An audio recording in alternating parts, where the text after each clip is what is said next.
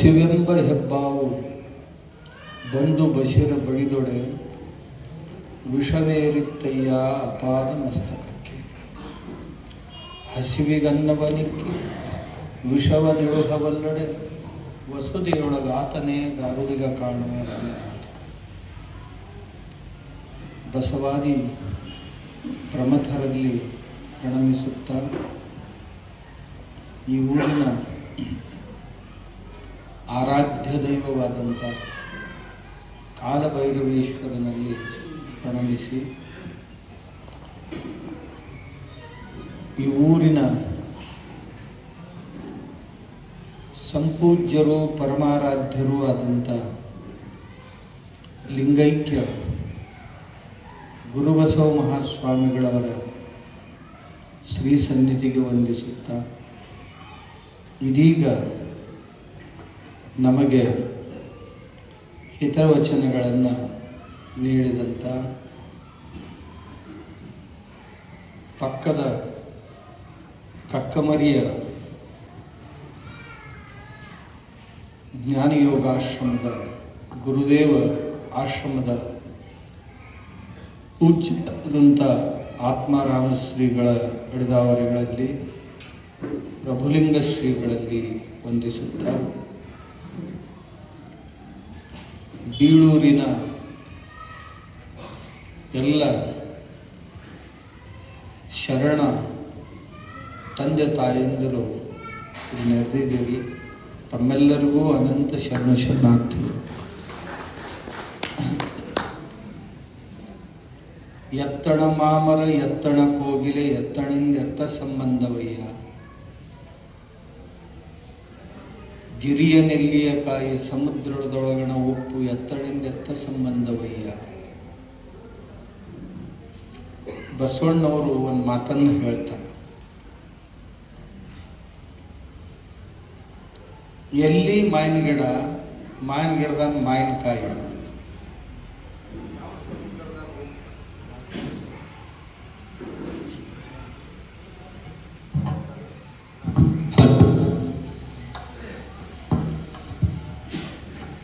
ಮಾವಿನ ಗಿಡ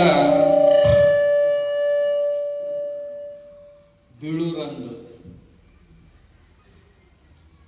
ಮಾವಿನಕಾಯಿ ಬೀಳೂರ್ದು, ಉಪ್ಪ ಗುಜರಾತದ ಸಮುದ್ರ ದಂಡೆದು. ಇವೆರಡೂ ಕೂಡ್ತಾವು ಉಪ್ಪಿನಕಾಯಿ ಆಗ್ತೈತಿ. ಏನ್ ಸಂಬಂಧ ಇದು? ಎತ್ತಣ ಮಾಮರ ಎತ್ತಣ ಕೋಗಿಲೆ. ಮಾವಿನಕಾಯಿ ಇಲ್ಲಿದು, ಆಮ್ಯಾಗ ಕೋಗಿಲೆ ಎಲ್ಲಿಂದ ಬರ್ತೈತೋ ಗೊತ್ತಾಗ ಬಂದು ಈ ಮಾವಿನ ಗಿಡದಾಗ ಕುಂತು ಮಾವಿನ ಚಿಗುರು ತಿಂದು ಕುಹು ಕುಹು ಎತ್ತಣ ಮಾಮರ ಎತ್ತಣ ಕೋಗಿಲೆ. ಅದರಂತೆ ಗಿರಿಯ ನೆಲ್ಲಿಯ ಕಾಯಿ ಸಮುದ್ರದೊಳಗಣ ಉಪ್ಪು.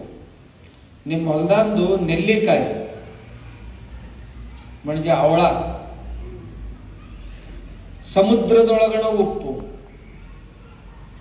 ಎಲ್ಲಿ ಮುಂಬೈ ಗುಜರಾತ್ ಸಮುದ್ರ ದಂಡ್ಯಾನ ಉಪ್ಪ ಇವೆರಡೂ ಕೂಡ್ತಾವು, ಅವು ಖಾದ್ಯ ತಯಾರಾಕ್ಕವು. ಏನ್ ಸಂಬಂಧ ಅವಕ್ಕರದು? ಹಂಗ ನಾವೆಲ್ಲಿಯವರು, ಬೀಳೂರು ಎಲ್ಲಿದು ನೋಡ್ರಲ್ಲ ಸಂಬಂಧ ಹೆಂಗ್ ತಯಾರಾತು. ಪೂರ್ವ ಋಣಾನುಬಂಧಗಳು ಬಹಳ ಮಂದಿನ ಮೇಳೈಸ್ತಿರ್ತಾವ. ಈಗ ತಾವು ಇಷ್ಟಷ್ಟು ತಯಾರು ಮಾಡಿಟ್ಟಂತ ಈ ಮಠ ನಮ್ಮ ಈಶ ಪ್ರಸಾದ್ ಶ್ರೀಗಳು ವಿಜಯಪುರದ ಜ್ಞಾನ ಯೋಗಾಶ್ರಮದೊಳಗೆ ಬೆಳೆದ ದೊಡ್ಡವರಾದವರು. ಎತ್ತಣಿಂದಂತ ಸಂಬಂಧವಯ್ಯ.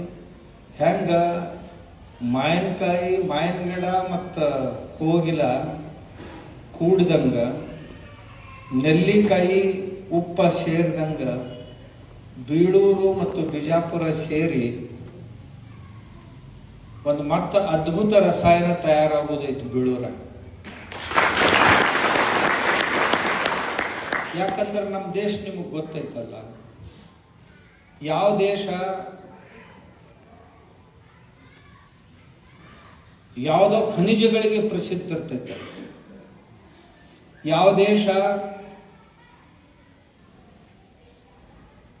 ಯಾವುದೋ ಹಣ್ಣಿಗೆ ಪ್ರಸಿದ್ಧ ಇರ್ತೈತಂತ, ಯಾವ ದೇಶ ಬರೀ ಮುತ್ತು ರತ್ನಗಳನ್ನು ತಯಾರು ಮಾಡೋದಕ್ಕೆ ಪ್ರಸಿದ್ಧ ಇರ್ತೈತಂತೆ, ಯಾವುದೋ ದೇಶ ಬರೀ ಮಸಾಲೆ ಸಾಮಾನು ಬೆಳೆದ್ರಾಗ ಪ್ರಸಿದ್ಧ ಇರ್ತೈತಂತೆ, ಯಾವುದೋ ದೇಶ ತಂತ್ರಗಾರಿಕೆ ಒಳಗೆ ಇಂಗ್ಲೆಂಡ್ದಂಥವ್ರು ತಂತ್ರಗಾರಿಕೆ ಒಳಗೆ ಬಹಳ ಪ್ರಸಿದ್ಧ ಅಂತ, ಅಮೇರಿಕಾದಂಥವ್ರು ಹೊಸ ಹೊಸ ವ್ಯಾಪಾರ ಮಾಡೋದ್ರಾಗ ಪ್ರಸಿದ್ಧ ಅಂತ. ಹಾಗಾದ್ರೆ ಭಾರತ ಎದಕ್ಕೆ ಪ್ರಸಿದ್ಧಪ್ಪ? ಭಾರತ ಎದಕ್ಕೆ ಪ್ರಸಿದ್ಧ ಅಂದ್ರೆ ಭಾರತದೊಳಗ ದೇವರು ಮತ್ತು ಧರ್ಮಕ್ಕೆ ಜಗತ್ತಿನೊಳಗ ಪ್ರಸಿದ್ಧ ದೇಶ ಯಾವುದಾದ್ರೂ ಇದ್ರೆ ಅದು ಭಾರತ. ಈ ಭಾರತವನ್ನು ಒಡಿಬೇಕಂತ ತಿಳ್ಕೊಂಡು ಬ್ರಿಟಿಷರು 150 ವರ್ಷ, ಮೊಘಲರು 1800 ವರ್ಷ ಜಂಗ ಪಚಾಡ್ನ ಜಲಮಂತ ಬಹಳ ಕದ್ದಿ ಕಳೆದ್ರಪ್ಪ ಅವರು. ಈ ದೇಶ ಒಡಿಬೇಕು, ಈ ದೇಶ ಪರಿವರ್ತನೆ ಮಾಡ್ಬೇಕಂತ 32 ತುಕಡಿ ಮಾಡ್ಬೇಕಂತ ಪ್ಲಾನ್ ಮಾಡಿದ್ರು ಲಂಡನ್ದವ್ರು. ಹೆಂಗಪ್ಪ? ಬೇರೆ ಬೇರೆ ಭಾಷಾ ಮಾತಾಡೋರ್ದು ಒಂದೊಂದು ದೇಶನ ಮಾಡಿಬಿಡ್ಬೇಕು, ಇವ್ರು ಒಕ್ಕಟ್ಟು ಇರ್ಬಾರ್ದು. ಕನ್ನಡ ಮಾತಾಡೋರ್ದೊಂದು ದೇಶ, ಮರಾಠಿ ಮಾತಾಡೋರ್ದೊಂದು ದೇಶ, ಉಡಿಯಾ ಮಾತಾಡೋರ್ದೊಂದು, ತೆಲುಗು ಮಾತಾಡೋರ್ದೊಂದು, ಮಲಯಾಳ ಮಾತಾಡೋರ್ದೊಂದು, ಅವರು ಒಂದೊಂದು ದೇಶನ ಮಾಡಿಬಿಡ್ಬೇಕಂತ ಮಾಡಿದ್ರು. ಮತ್ ಇದು ಅಲ್ಲ, ಶ್ರೀಮಂತರು ಬಡವರು ಅನ್ನೋ ಭೇದ ಹುಟ್ಟಿಸಿ ಶ್ರೀಮಂತರಿಗೊಂದು ಬಡವರಿಗೊಂದು ಮಾಡ್ಬೇಕಂತ ಮಾಡಿದ್ರು. ಇದು ಅಲ್ಲ, ಈ ಮಂದಿನ ಜಾತಿ ಮ್ಯಾಗ ಹೊಡಿಬೇಕಂತ ಮಾಡಿದ್ರು. ಕೆಲವು ಮಂದಿ ತಲೆಯಾಗ ಹಾಕಿದ್ರು, ನಿಮ್ ಜಾತಿ ಸಲಾಗಿ ನೀವು ಒಂದು ದೇಶ ಕೇಳ್ರಿ ಅಂತ. ಹೆಂಗ ಪಾಕಿಸ್ತಾನ ಕೇಳಕ್ ಹಚ್ಚಿದ್ರಲ್ಲ, ಹಂಗ ಕೆಲವು ಮಂದಿಗೆ ಪಂಜಾಬ ಸ್ವತಂತ್ರ ಆಗಿ ಸಿಕ್ಕರೆ ನೀವು ಪಂಜಾಬ ಕೇಳ್ರಿ, ನಾವೊಂದು ಸ್ವತಂತ್ರ ದೇಶ ಅಂತ ಕೇಳ್ರಿ ಅಂತ. ತಮಿಳರಿಗೆ ಏನ್ ಹೇಳಿದ್ರು ಕೆಳಗ, ನಮಗ ದ್ರವಿಡಿಸ್ಥಾನ ಬೇಕು ಅಂತ ನೀವು ಕೇಳ್ರಿ ಅಂತ ಆ ಜಾತಿಯವ್ರಿಗೆ ಅದನ್ನು ಹೇಳಿದ್ರು. ಹಿಂಗೆ ಮಾಡಿ 30-32 ತುಕಡಿ ಮಾಡ್ಬೇಕಂತ ಪ್ಲಾನ್ ಮಾಡ್ಕೊಂಡು 150 ವರ್ಷ ಗುದ್ದಾಡಿದವ್ರಿ, ಕೆಲಸ ಆಗಲಿಲ್ಲ. ಒಬ್ರು ಯಾರೋ ಕೇಳಿದ್ರು ಅವ್ರಿಗೆ, ಮತ್ ಇಷ್ಟೆಲ್ಲ 100-200 ವರ್ಷ ರಾಜ್ಯ ಮಾಡಿದ್ರಲ್ಲಿ 150 ವರ್ಷ ಮ್ಯಾಗ ಯಾಕೆ ಜಮಾಸ್ಲಿಲ್ಲ ನಿಮಗೆ ಈ ಕೆಲಸ? ಇಡೀ ದೇಶನ ನಿಮ್ ಕೈಯಾಗಿತ್ತಲ್ಲ ಅಂತ ಕೇಳಿದ್ರು. ಅವ್ರಂದ್ರು, ಎಲ್ಲಿ ತನ ಈ ದೇಶದಾಗ ಈ ಗುಡಿಗಳು ಅದಾವಲ್ಲ, ದೇವ್ರು ಅದಾವು, ಎಲ್ಲಿ ತನ ಈ ದೇಶದಾಗ ಮಠಗಳು ಅದಾವಲ್ಲ, ಈ ಮಹಾತ್ಮರು ಅದಾರಲ್ಲ, ಅಲ್ಲಿ ತನ ಈ ದೇಶ ಒಳಗೆ ಯಾರಪ್ಪ ಬಂದ್ರು ಆಗುದಿಲ್ಲ, ಯಾರಪ್ಪ ಬಂದ್ರು ಆಗುದಿಲ್ಲ ಅಂತ ಹೇಳಿದ್ರಿ. ಯಾಕಂದ್ರ ಪಾಂಡುರಂಗ ಪಂಡರಪುರದಾಗ ಅವ್ರು ಕರ್ನಾಟಕದವರು ಬರ್ತಾರ, ಆಂಧ್ರದವರು ಬರ್ತಾರ, ಮಧ್ಯಪ್ರದೇಶದವ್ರು ಬರ್ತಾರ, ಗುಜರಾತ್ದವ್ರು ಬರ್ತಾರ, ನಮ್ಮ ಪಾಂಡುರಂಗ ಇಲ್ಲಿ ಮಹಾರಾಷ್ಟ್ರದಾಗ ಇದ್ದವರು ಶ್ರೀಶೈಲ ಮಲ್ಲಿಕಾರ್ಜುನ್ ಹೋಗ್ತಾರ ನಡ್ಕೋತಾರ. ಅದು ತೆಲುಗುರ್ ದೇವ್ರು ಅನ್ನಂಗಿಲ್ಲ, ಅದಕ್ಕೆ ನಮ್ಮ ದೇವ್ರಂತ ನಡ್ಕೋತ ಹೋಗ್ತಾರ. ಹೋಗಿ ಶ್ರೀಶೈಲ ಮಲ್ಲಿಕಾರ್ಜುನ್ ನಮ್ಮ ಮನಿ ದೇವ್ರಂತ, ನಮ್ಮ ಆರಾಧ್ಯ ದೇವರು ಅಂತ. ಕಾಶಿ ವಿಶ್ವನಾಥ ಹೋಗ್ತಾರ, ನಮ್ಮದೊಂದು ದೇವರಂತ. ಉಜ್ಜಯಿನಿ ಮಹಾಕಾಲೇಶ್ವರ್ಗೆ ಹೋಗ್ತಾರ, ನಮ್ಮ ದೇವರು ಅಂತ. ಇಷ್ಟೇ ಅಲ್ಲ, 12 ಜ್ಯೋತಿರ್ಲಿಂಗಗಳು, 108 ವೈಷ್ಣವ ಕ್ಷೇತ್ರಗಳು, 51 ಶಕ್ತಿಪೀಠಗಳು ನಮ್ಮ ದೇಶದಾಗ. ಈಗ ನೋಡ್ರಿ, ಆಸಾಮದಾಗ ಕಾಮಾಖ್ಯ ದೇವಿ ಗುಡಿ ಐತಿ, ಇಲ್ಲಿಂದ ಹೋಗ್ತೈತ್ರಿ ಮಂದಿ ಅರ್ಕಿ ಹೊರ ಕಲಿಗೆ ಆಸಾಮ್ಕ. ನಮ್ದರಿದು ದೇವ್ರಂತ. ಅವ್ರ ಆಸಾಮಿ ಮಾತಾಡೋದ್ರ ಖರೆ ದೇವ್ರ ನಮ್ದಂತ. ಈಗಾಗಲೇ ಹೇಳಿದ್ರಲ್ಲ ನಮ್ಮ ವಕೀಲರು, ಗುರುಬಸಯ್ಯಜ್ಜ, ಗುರುಬಸವ ಮಹಾಸ್ವಾಮಿಗಳು ಬೀಳೂರವರು ಬಾಗಲಕೋಟದಾಗ ಮನಿ ನೀವು ಅಂತಿರೋ ಇಲ್ಲೋ ಗೊತ್ತಿಲ್ಲ, ಅವ್ರು ಹೇಳ್ದಂಗ ಆ ಭಾಗದಾಗ ಎಲ್ಲರ ಮನೆಯಾಗ ಅವ್ರು ಕೊಟ್ಟೋದು. ನಮ್ಮ ಅಜ್ಜಂತಾರ ಇದೇ ಕೂಡಿಸಿದ್ದು. 2 ರಾಜ್ಯ ಕೂಡಿಸಿದವ್ರು ಯಾರಂದ್ರೆ ಇವ್ರ. ಛತ್ರಪತಿ ಶಿವಾಜಿ ಮಹಾರಾಜರು ಕಾರವಾರ ಜಿಲ್ಲಾ ಬಸರೂರ್ಗೆ ಹೋಗಿದ್ರು. ಬಸರೂರ್ ಅಂತ ಒಂದು ಊರ. ಅಲ್ಲಿ ರಾಜಾಗ ಮೇಲಿಂದ ಮೇಲೆ ಕೆಲವು ಜನ ತ್ರಾಸ ಕೊಡ್ತಿದ್ರು. ಅದು ಸಮುದ್ರ ದಂಡಿ ಊರೈತಿ. ನಾವು ತಗೊಂಡು ಬರ್ತಿದ್ರು. ನಾವ್ನ್ಯಾಗ ಸೈನಿಕರು ಬಂದು ಅವ್ನು ತ್ರಾಸ ಕೊಡ್ತಿದ್ರು ರಾಜಾಗ. ಅಂದ್ಕೊಳ್ಳಿ ಆ ರಾಜನ ಹತ್ರ ನೌಸೇನ ಇರಲಿಲ್ಲ. ಛತ್ರಪತಿ ಶಿವಾಜಿ ವಿನಂತಿ ಮಾಡ್ಕೊಂಡ. ಆ ಕಾಲದಾಗ ಕಾರವಾರ ಜಿಲ್ಲಾದಾಗ ಒಬ್ಬವ ಅಂಕೋಲಾದ ಹತ್ರ ಬಸರೂರಿದು. ಅವಾಗ ಛತ್ರಪತಿ ಶಿವಾಜಿ ಮಹಾರಾಜರು ತಮ್ಮದು ಏನು ಆರ್ಮಾರ್ ಇತ್ತಲ್ಲ ಕಳಿಸ್ಕೊಟ್ಟು ಶತ್ರುಗಳನ್ನ ಶಿಸ್ತಿನಾಗ ಕತ್ತರಿಸಿ ಹಾಕಿದ್ರು. ಹೊಳ್ಳಿ ಅಂದು ಬರಲಿಲ್ಲ ಆ ಊರಿಗೆ ಶತ್ರುಗಳು.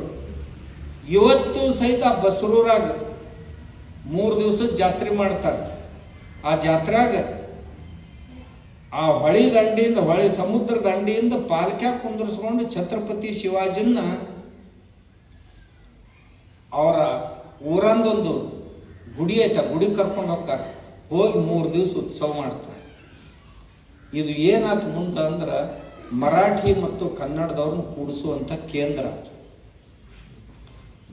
ನಮ್ಮ ಈ ದೇವಸ್ಥಾನಗಳದಾವಲ್ಲ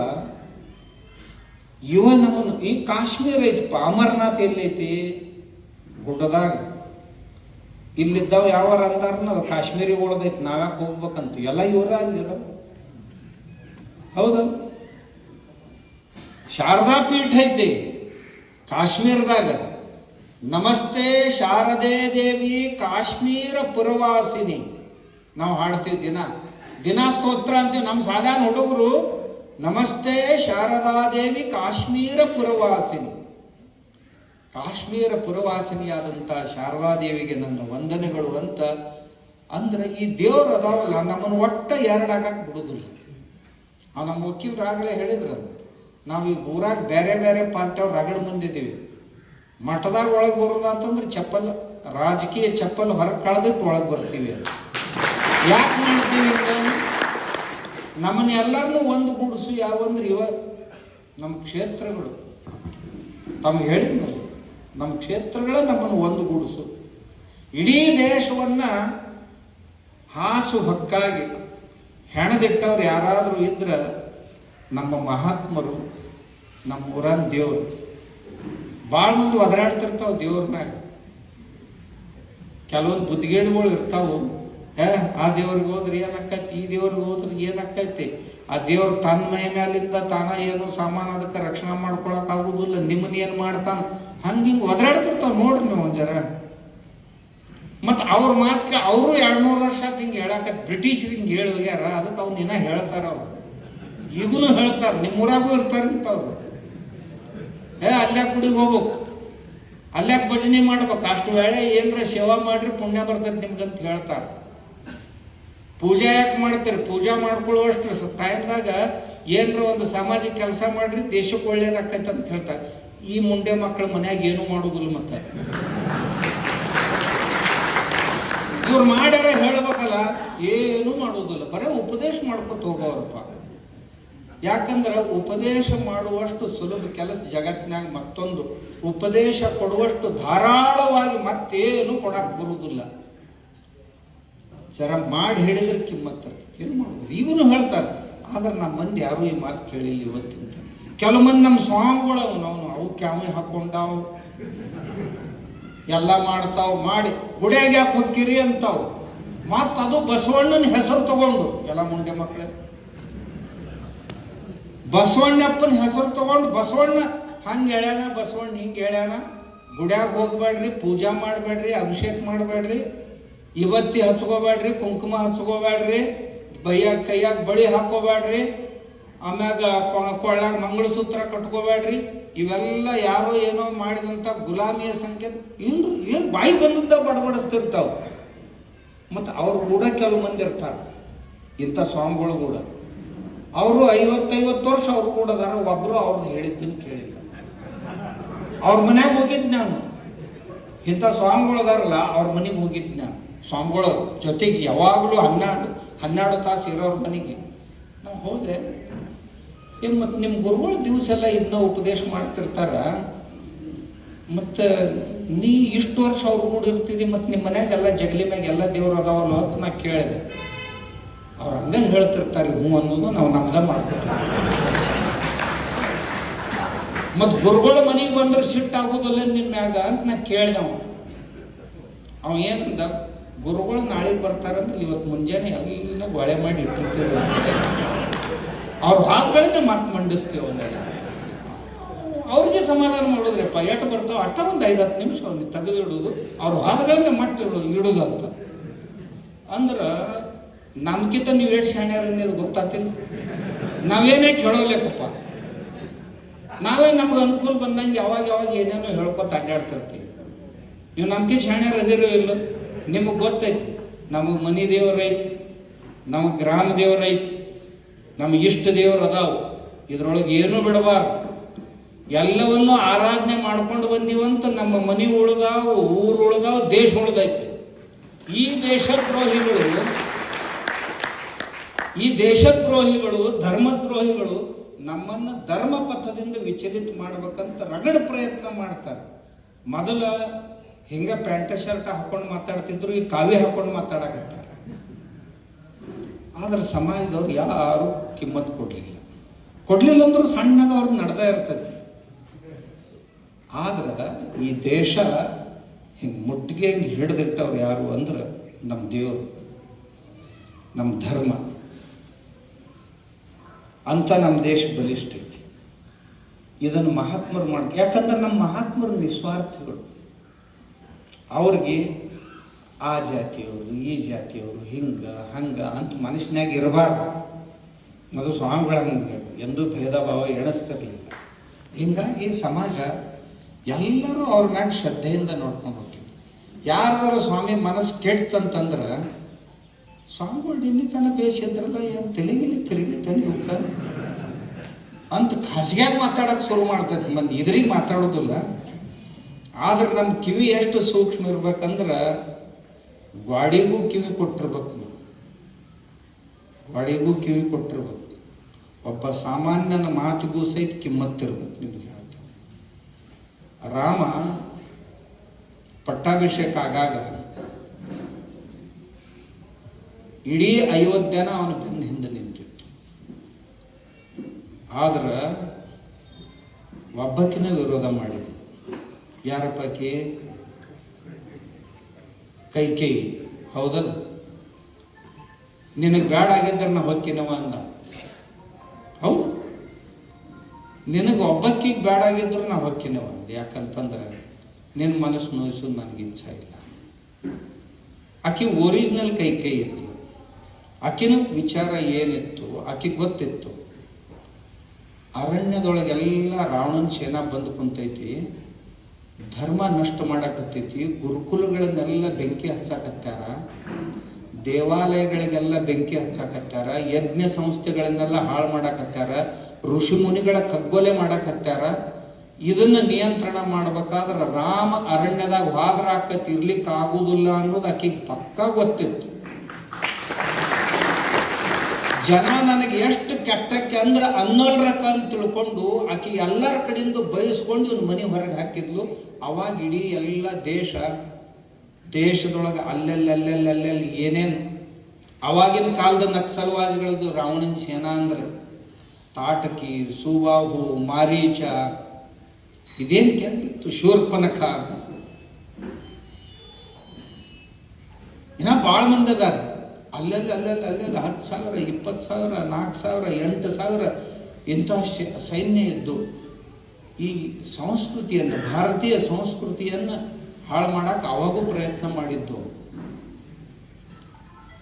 ಅದು ಕೈಕೈ ಗೊತ್ತಿತ್ತು, ಅಷ್ಟು ಬುದ್ಧಿವಂತೆ ಇದ್ಲಕ್ಕೆ. ಅದಕ್ಕಂತ ರಾಮನ್ನ ಅರಣ್ಯಕ್ಕೆ ಕಳಿಸಿದ್ವಿ. ಇವಾದ್ರೆ ಇವನ್ ನಿಗ್ರಹ ಹಾಕವು, ಇವ್ರ ನಿಗ್ರಹ ಮಾಡೋರು ಯಾರೂ ಇಲ್ಲ ಅನ್ನೋದಕ್ಕೆ ಗೊತ್ತಿತ್ತು.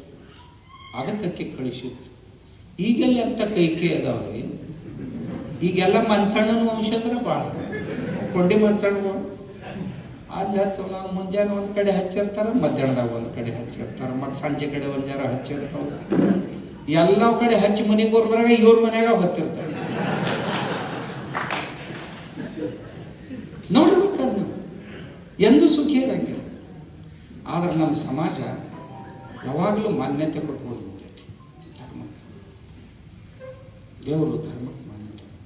ಅಂಥ ಈ ನಮ್ಮ ಊರೂರೊಳಗಿನ ದೇವಸ್ಥಾನಗಳು, ನಮ್ಮೂರಾಗ ದೇವಸ್ಥಾನಗಳು, ಈ ಕಾಲಭೈರವನಾಥನ ದೇವಸ್ಥಾನ ಜಾತ್ರೆ ಬಂದರೆ ಯಾರ ಒಬ್ಬರ ಓಡ್ತಾನೆ, ಮುಂಬೈಗೆ ಹೋದವನು ಓಡಿ ಬರ್ತಾನೆ, ಗುಜರಾತ್ಗೆ ಹೋದವನು ಓಡಿ ಬರ್ತಾನೆ, ಚೆನ್ನೈಗೆ ಹೋದವನು ನಮ್ಮೂರು ಜಾತ್ರೆ ಐತೆ ನಾವು ಹೋಗು. ಯಾರ ಪೈಕಿ ಯಾಕಿರೋಲ್ಲಕ್ಕ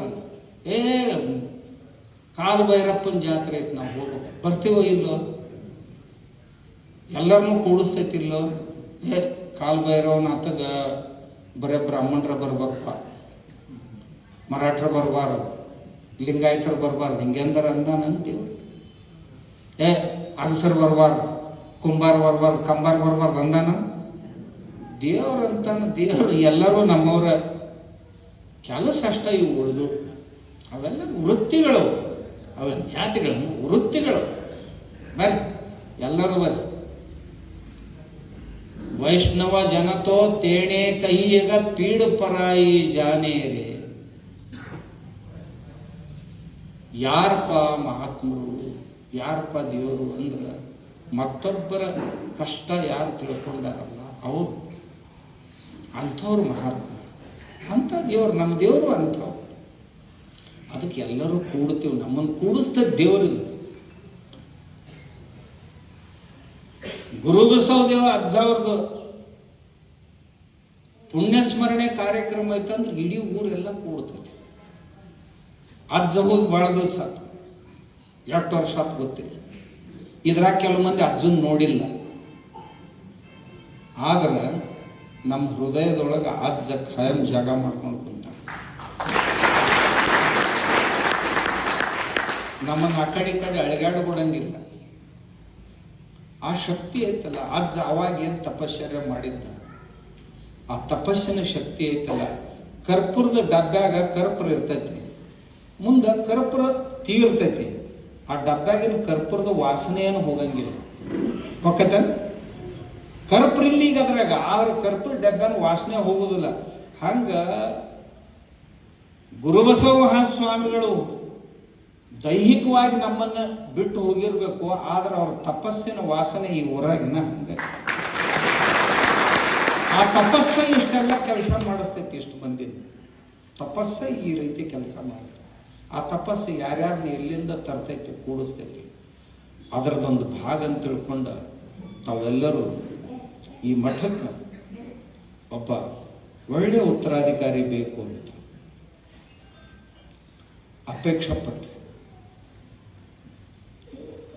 ಗುರುಗಳು, ಅದರ ಸಲುವಾಗಿ ನಮ್ಮ ಆತ್ಮಾರಾಮ ಶ್ರೀಗಳು, ನಮ್ಮ ಪಕ್ಕದ ಹಳ್ಳಿ ಐತಿ, ಇಲ್ಲಿ ಬಹಳ ಒಳ್ಳೆಯ ಒಬ್ಬ ವ್ಯಕ್ತಿ ಬರ್ಬೇಕಂತ ಈ ಊರ ಜನರ ಇಚ್ಛಾ ಐತ್ರಿ ಅಂತ ಮ್ಯಾಲಿಂದ ಮೇಲೆ ಹೇಳ್ತಿದ್ರು.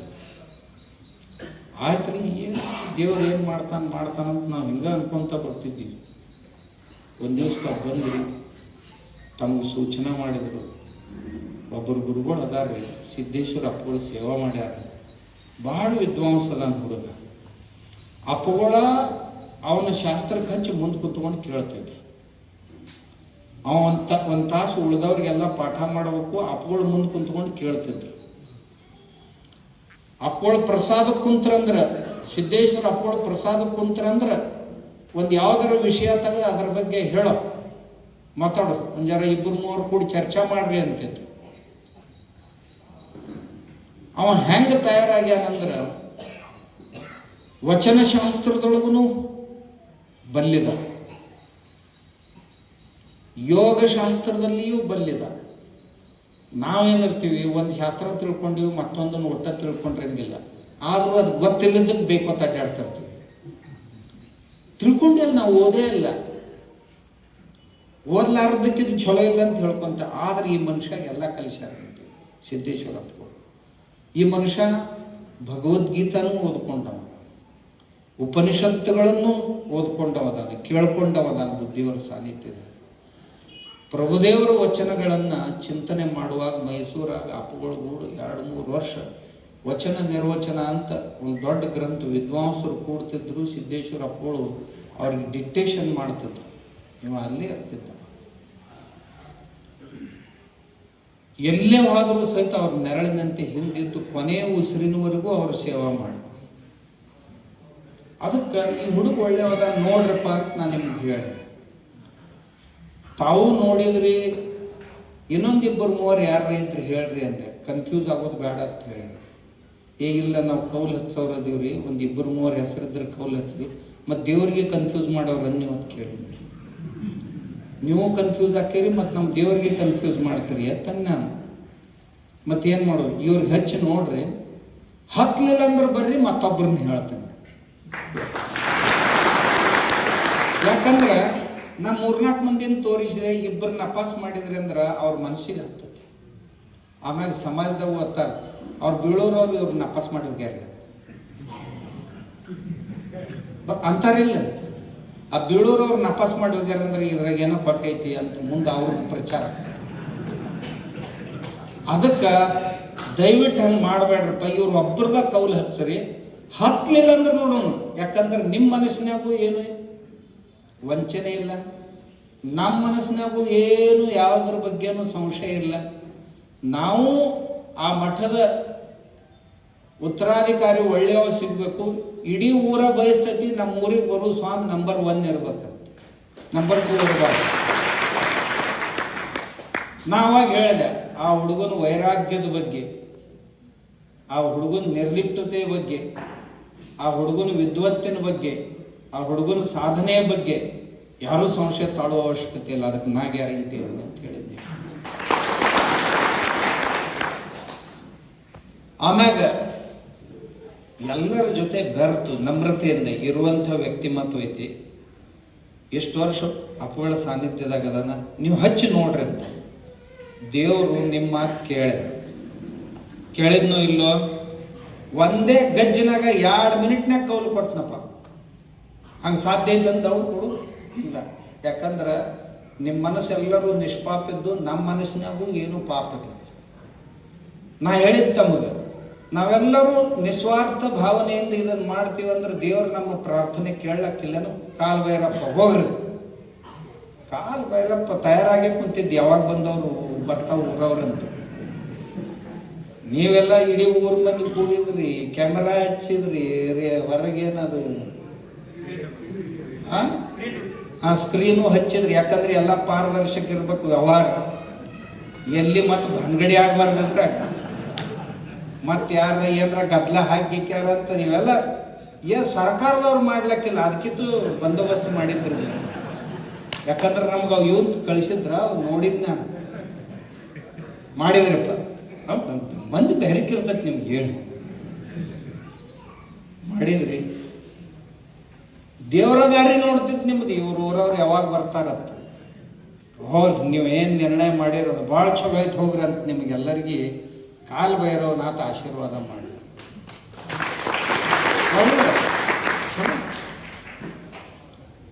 ಏನು ಒಳ್ಳೇದಾಗು ನೋಡ್ರಿ.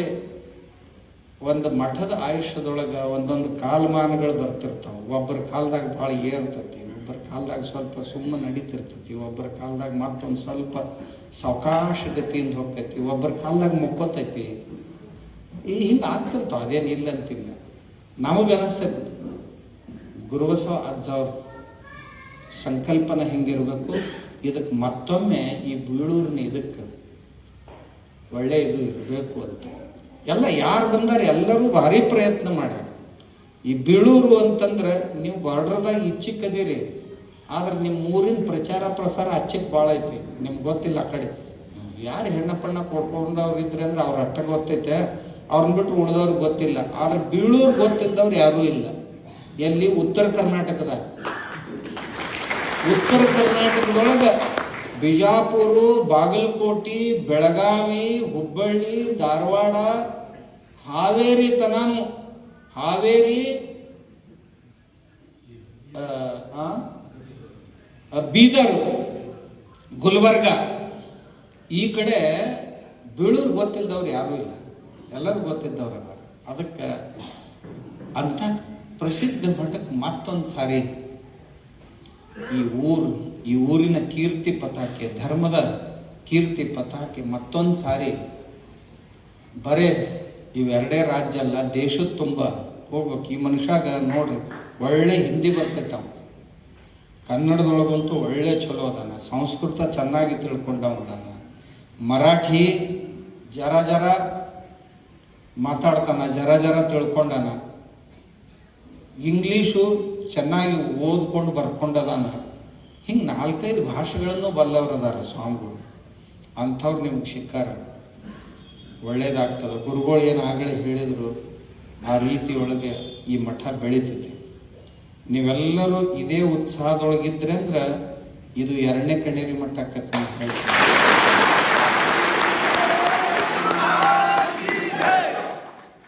ಇನ್ನ ಕಣೀರಿ ಮಠನ ಒಂದು ಜರ ಹಿಂದಕ್ಕೆ ಬೀಳ್ಬೇಕಾರೆ ನಿಮ್ಮದು ಮುಂದಕ್ಕೆ ಹೋಗ್ಬೇಕು. ಯಾಕಂದ್ರೆ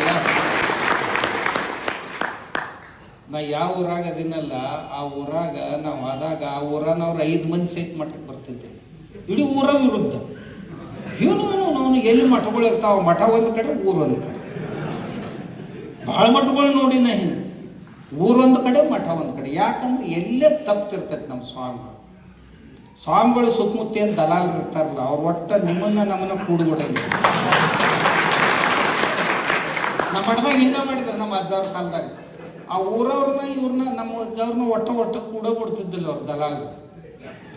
ನಾ ಮೊದಲು ಏನು ಮಾಡಿದೆ, ಈ ದಲಾಲರನ್ನ ದೂರ ಮಾಡಿದೆ. ಈಗೂ ಸಹಿತ ಒಬ್ಬರನ್ನೂ ಪಿ ಎ ಇಟ್ಕೊಂಡಿಲ್ಲ. ಮತ್ತು ನೀವು ಯಾರು ಫೋನ್ ಮಾಡಿದ್ರೆ ನಾನೇ ಎತ್ತಾವ. ಈಗ ಅವ್ನ ಕೈಯಾಗ ಕೊಟ್ಟನೆ, ನಾ ಪಿ ಎ ಇಟ್ಕೊಂಡು ಯಾವನಾರು ಸೇವಕನ ಇಟ್ಕೊಂಡು ಅವ್ನ ಕೈಯಾಗ ಕೊಟ್ಟಂದ್ರೆ ಅವ ನಮ್ಮ ಕೈ ಕೊಡ್ಬಾರ್ದು, ಅವನ ನಿರ್ಣಯ ಮಾಡವ. देव सोन्याचा आणि कान पितळ्याचा असं म्हण आहे की नाही आपल्याकडे. महाराज खूप चांगले आहेत पण कानाने हलके येतो का, ही मधली त्याला जगूच देत नाही, आम्हाला झोपू देत नाही, जेवू देत नाही, बसू देत नाही, उठू देत नाही. का, ती जसं सांगतील तसं राहील.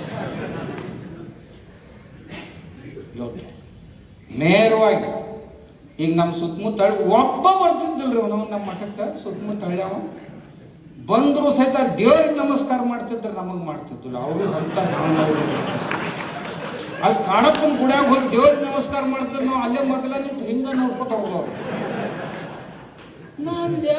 ನಮಗ ಇವ್ರಿಗೆ ಹುಟ್ಟ ಪೆಟ್ಟಾಗಿಲ್ಲ, ಇವ್ರು ಹಿಂಗ್ಯಾಕೆ ಮಾಡ್ತಾರ ನಮ್ಗೆ ಗೊತ್ತಾಗ್ತಿದ್ದು. ನಡುವಿನ ದಲಾಲರ ಕೆಲಸ ಇದೆ. ಅದಕ್ಕೆ ಅವ್ರಿಗೆ ನಾವು ಹೇಳಿದ್ವಿ, ಊರಿಗೆ ಹೋಗಿ ನಾ ಹೇಳಿದೆ, ಮನಸ್ಸಿನಾಗ ಇಟ್ಕೋಬೇಡ್ರಿ, ಬರ್ರಿ ನಿಮ್ಮದೇ ಐತೆ ಮಠ. ಇವು ನಡು ಏನು ಆತಂಕ ಇದ್ದು ಅಂದ್ರೆ ಅವನ್ನ ಸರಿ ಮಾಡೋದು. ನಾ ಭಾಳ ಕಠೋರ ಮನಸ್ಸಿನಿಂದ ಅವ್ರನ್ನ ಸರಿಸಿದೆ. ಮೊದಲಿಗೆ ಮಾಡಕ್ಕೆ ಹೋಗ್ಬೇಡಪ್ಪ, ಇದು ಒಳ್ಳೆಯದಲ್ಲ.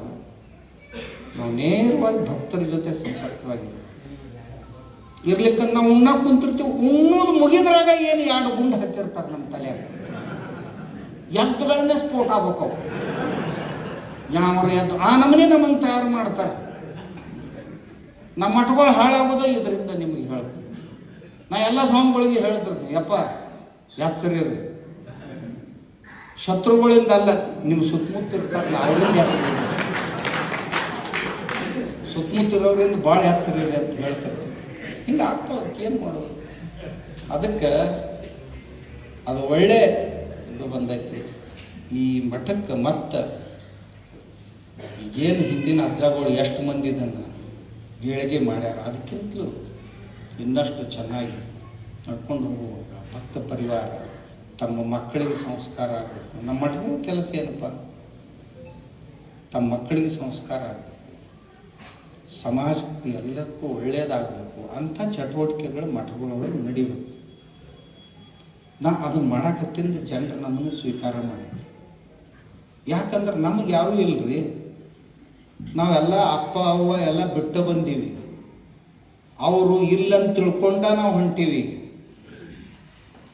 ಯಾರೂ ಇಲ್ಲ ನಮಗೀಗ. ಯಾರಪ್ಪ ಅವ್ವಗಳಂದ್ರೆ ಲೋಕವೇ ಎನ್ನ ಮನೆ, ಈ ಜಗತ್ತ ನಮ್ಮ ಮನೆ. ಇಲ್ಲಿದ್ದವ್ರು ಇವರೇ ಎಲ್ಲರೂ ನಮ್ಮಪ್ಪ ನಮ್ಮವ್ವ. ಇಲ್ಲಿ ಇದ್ದವ್ರು ಪ್ರತಿಯೊಬ್ಬರ ಮನೆಗಳು ನಮ್ಮ ಮನೆಗಳು, ಪ್ರತಿಯೊಬ್ಬರ ಸುಖ ದುಃಖಗಳು ನಮ್ಮ ಸುಖ ದುಃಖಗಳು ಅನ್ನೋ ಭಾವನೆಯಿಂದ ಯಾವಾಗ ಸ್ವಾಮಿಗಳು ವರ್ತನೆ ಮಾಡಕ್ಕೆ ಶುರು ಮಾಡ್ತಾರಲ್ಲ, ಅವಾಗ ಎಲ್ಲರಿಗೆ ಅನಿಸ್ತೈತಿ ಈ ಮುತ್ಯಾಗ ಹೇಳಾರ್ದ ನಾ ಏನು ಮಾಡ್ಬೇಕು, ಹೋಗಿ ಕೇಳ್ಕೊಂಡು ಬರೋ ನಡಿ ಅಂತ. ನಮ್ಮನ್ನು ಕೇಳಾರ್ದೆ ಏನೂ ಕೆಲಸ ಮಾಡೋದಿಲ್ಲ. ಮನ್ಯಾಗ ಸೇರಿ ಅವ್ರ ಮನ್ಯಾಗೂ ಬೇಕಾದಂಗೆ ಹಿರಿಯರು ಇರ್ತಾರೆ, ಹಿರಿಯರು ಅದಾರ್ರಿ, ಆದರೂ ನಿಮ್ಗೆ ಹೇಳಿ ನಿಮ್ಮ ಸಮ್ಮತಿ ತೊಗೊಂಡ ಮಾಡ್ತೀವಿ ಅಂತಾರೆ. ಅಂಥ ವಿಶ್ವಾಸ ಕೊಡ್ತೈತೆ. ಹಂಗಿರ್ಬೇಕು ಸ್ವಾಮಿಗಳನ್ನ. ನನಗನ್ಸಿದ ಮಟ್ಟಿಗೆ ನಿಮ್ಮ ಊರಿಗೆ ಬರೋ ಸ್ವಾಮಿಗಳು ಹಿಂಗೆ ಅದಾರ ಅಂತ ನನಗೆ ಖಾತ್ರಿ ಐತೆ. ಮುಂದೆ ನೀವೇನಾರ ಮಾಡಿ ಕೆಡಿಸಿದ್ರೆ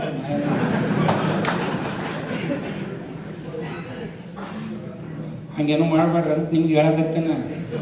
ಇರಲಿಲ್ಲ ಅಂದ್ರೆ ಈ ಕಡೆ ಒಬ್ಬ ಹೋಗಿ ಆ ಕಡೆ ಒಬ್ಬ ಹೋಗಿ ಸ್ವಾಮಿ ಬರಾದರ ಚಲೋ ಇತ್ತು, ಹಿಂಗ್ಯಾಕೆ ಅದು ಹಿಂದಾಗಡೆ ಹುಡ್ಕಾಡಂಗೆ ಆಗ್ಬಾರ್ದು. ಹಂಗಾಗೋದಿಲ್ಲ. ಅವ್ರು ಭಾಳ ಒಳ್ಳೆಯವ್ರಿದ್ದಾರೆ, ತಾವು ಒಳ್ಳೆಯವ್ರಿದ್ದೀರಿ. ನೀವು ನೋಡಿ ಬಹಳ ಸಂತೋಷ ಆಯ್ತು. ನಾ ಮೊದಲನೇ ಸಾರಿನೇ ಊರಿಗೆ ಬಂದೀನಿ. ನೀವೆಲ್ಲ ಕೆಲಸ ಮುಗಿಸಿ ಬಿಟ್ಟು ಬೀಗರು ಬಿದ್ದರು ಬಂದರು ಹೊಳ್ಳಿ ನೋಡ್ಲಾರ್ದು ಮಂದಿ ಬರ್ತಾರೆ ಅವ್ರ ದಿವಸ. ಅವರೆಲ್ಲಿ ಹೋಗೋರ್ದಾರ ನಡ್ರಿ ಮನೆಗೆ ಬರ್ರಿ, ನಾ ಹಿಂದಾಗಡೆ ಬರ್ತೀನಿ ಅಂತ ಅಲ್ಲೇ ಕಟ್ಟಿ ಮ್ಯಾಗ ಕುಂದ್ರು ಮಂದಿ. ನೀವೆಲ್ಲ ತೋಟಪಟ್ಟೆಯಾಗಿರೋ ಮಂದಿ, ಅದ್ರಾಗ ಮಳಿ ಒಂದು ಐತಿ, ಹೊಲ್ದಾನ ಕೆಲಸಗಳು ಒಂದು ಬಿಟ್ಟು ಬಂದ್ರಪ್ಪ. ಗುರುಗಳಿಗೆ ನಾ ಧನ್ಯವಾದ ಹೇಳ್ತೇನೆ ಯಾವಾಗಲೂ. ಈ ಮುತ್ಯ ನಿಮ್ಮ ಊರಿನ ಬಗ್ಗೆ ಇದ್ರ ಬಗ್ಗೆ ಬಹಳ ಕಳಕಳಿ ಒಳ್ಳೆ, ಏನೂ ಸ್ವಾರ್ಥ. ಬುದ್ಧಿಯವ್ರ ಹತ್ರ ಎಷ್ಟೋ ವರ್ಷ ಸೇವಾ, ಅವ್ರಕ್ಕಿಂತ ಮುಂಚೆ ಇವರ ಸೇವಾ ಹಾಕಿದ್ರು, ಇವ್ರ ನಂತರ ಅವ್ರು ಬಂತು. ನೋಡ್ರಿ ನೀವು ಬೀಳೋರವ್ರು ಹೆಂಗೆ, ಒಬ್ರು ಇಲ್ಲೇ ನಿಮ್ಮ ಮಗ್ಲದಾರ, ಈಗ ಇನ್ನೊಬ್ರು ನಿಮ್ಮ ಊರಿಗೆ ಬರ್ಲಕತ್ತಾರೆ. ಈ ಬೀಳೂರು ಅಂತ ಯಾವಾಗಲೂ ಅಂತಿದ್ರು. ಬಹಳ ಸಂತೋಷ. ತಾವು ಎಲ್ಲರೂ ಬಂದಿರು, ತಮ್ಮನ್ನು ನೋಡಿ ಸಂತೋಷ ಆಯ್ತು, ತಮ್ಮನ್ನು ಕೇಳಿ ಸಂತೋಷ ಆಯ್ತು. ಮತ್ತೊಬ್ಬೆ ಆ ಸ್ವಾಮಿಗಳು ಬಂದ ನಂತರ 25ನೇ ತಾರೀಕಿಗೆ ಪುರಪ್ರವೇಶ. ಪುರ ಅಂದ್ರೆ ಊರು. ಜೈಪುರ ಅಂತೀರಿ, ಸಿದ್ದಾಪುರ ಅಂತೀರಿ, ಗಾಣಗಾಪುರ ಅಂತೀರಿ. ಪುರ ಅಂದ್ರೆ ಏನು? ಪುರ ಅಂದ್ರೆ ಊರ. ವಿಜಯಪುರ ಪುರ ಅಂದ್ರೆ ಊರು. ಊರೊಳಗೆ ಪ್ರವೇಶ ಮಾಡೋದಕ್ಕೆ ಪುರಪ್ರವೇಶ ಅಂತ ಕರೀತಾರೆ ಸಂಸ್ಕೃತ. ಅಥವಾ ಶುದ್ಧ ಭಾಷೆಯೊಳಗೆ ಗ್ರಾಮ ಪ್ರವೇಶ ಅಥವಾ ಪುರಪ್ರವೇಶ ಅಂತ. ಅದು ನಮ್ಮಲ್ಲಿ ಪದ್ಧತಿ. ಯಾರಾದರೂ ಇಂಥ ಪ್ರಸಂಗಗಳು ಬಂತು ಅಂದ್ರೆ ಅವರನ್ನು ಅತ್ಯಂತ ಭಕ್ತಿ ಭಾವದಿಂದ ನಮ್ಮ ಪುರದಲ್ಲಿ, ನಮ್ಮ ಊರಿನಲ್ಲಿ ಅವ್ರನ್ನ ಪ್ರವೇಶ ಮಾಡಿಸ್ಕೋಬೇಕು. ನೀವೇನೋ ಭಾಳ ತಯಾರಿ ಮಾಡಿರಪ್ಪ, ನೀವು ಭೂತಿದ್ದ ದೇವ್ ಇದ್ದಂಗೆ ಅದಿರಿ. ನಾವೇನೋ ಕಲ್ಪನಾ ಸಹಿತ ಮಾಡೋಕ್ಕೆ ಸಾಧ್ಯ ಇಲ್ಲ. ಆಟ ತಯಾರಿ ಮಾಡ್ಕೊಂಡು ಕೂತಿರತ್ತು ಗುರುಗಳನ್ನ ಅಂತ ಹೇಳಿದ್ರು. ಏನು ಬೀಳೂರು ಮಂದಿ ಅಂದ್ರೆ ದೇವ್ ಎದ್ದು ಅಂದ್ರೆ ದೇವ್ ಎದ್ದಂಗೆ ಎದ್ದ ಬಿಡ್ತಾರೆ. 40 ಟ್ರ್ಯಾಕ್ಸ್ ತೊಗೊಂಡು ಬಂದಿವ್ರಿ, 50 ಟ್ರ್ಯಾಕ್ಸ್ ತೊಗೊಂಡು ಬಂದಿವಿ. ಅಲ್ಲಿ ನಿಂದು ಬಿಜಾಪುರಕ್ಕೆ ಬಂದಿರಿ, ಇವತ್ತು ಕಣ್ಣೇರಿಗೆ ಬಂದಿರಿ, ಮತ್ತು ಇಲ್ಲಿನೂ ಅದಕ್ಕಿಂತ ಹೆಚ್ಚು 4 ಗಾಡಿ ಹೆಚ್ಚ ಬಂದವ್ರಿ, ಕಡಿಮೆ ನಾವು. ಮತ್ತು ಎಲ್ಲರೂ ತಮ್ಮ ಕಿಶೆದಾಗ ಎಣ್ಣೆ ಹಾಕೊಂಡು ಬರೋದ್ರೆ ಮತ್ತು ಯಾರಿಗೆ ಪುಕ್ಕಟೆ ಇಲ್ಲ ಅಂತ ಹೇಳಿದ್ರು.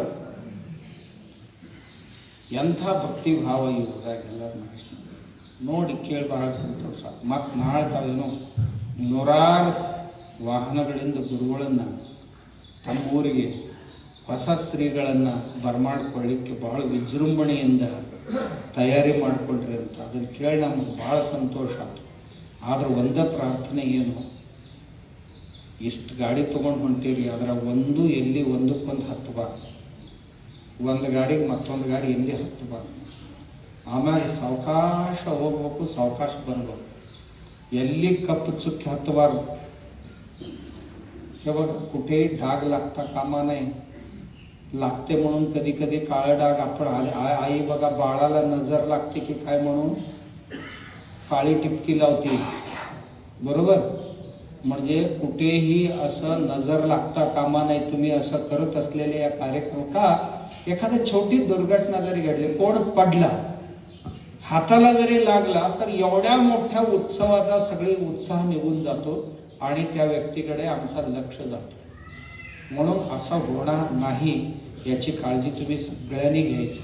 कोणी गडबड गोंधळ न करता सावकाश जाणं आणि येतानाही तुम्ही काय कसं करताय बाबा, तुम्ही बसून नियोजन करा. महाराजांच्या बरोबर स्वामीजींबरोबर बसून नियोजन करा. आम्हाला भीती वाटते त्याची. अरे एवढ्या मोठ्या प्रमाणात तुम्ही करताय म्हणजे वाय वाय वाय वाय करत इलेक्शन मध्ये करता माहिती ಯಾವುದು ಸೈಲೆನ್ಸರ್ ತೆಗೆದಿಟ್ಟಿರ್ತೈತಿ. ಯಾರ ಮನೆ ಮುಂದಾರ ಹೋಗಿ ರೇಸ್ ಮಾಡ್ತಿರ್ತೈತಿ. ಊರಾಗೇನು ಕಿವುಡ್ರದಾರನೆ ಎಲ್ಲರೂ ಇಟ್ಟಾಗ ಬದಲಾಡಿಸ್ತೈತಿ ನಮಗೆ ಅನಿಸ್ತೈತಿ. ನಿಮ್ಗೆ ಗೊತ್ತಾಗೋದಿಲ್ಲ ಹೇಳ್ರಿ ಅತ್ತಾರ ನಮಗೆ.